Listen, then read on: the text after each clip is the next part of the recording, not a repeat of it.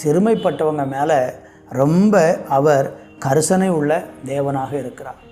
உங்கள் வீட்டில் நீங்கள் சிறுமைப்படுத்தப்பட்டிருக்கிறீங்களா?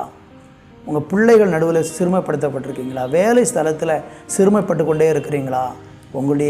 உங்களை ஆண்டவர் ஜெபத்தை கேட்பார், விண்ணப்பத்தை கேட்பார் என்று இன்றைக்கு நமக்கு உறுதி கொடுக்கிறார்.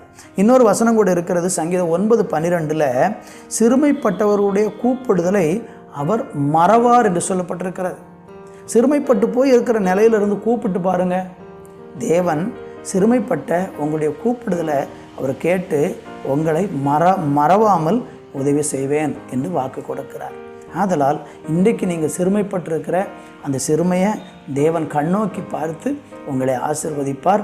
சோர்ந்து போக வேண்டாம், தேவனை நம்புங்கள், தேவனை நோக்கி கூப்பிடுங்கள்.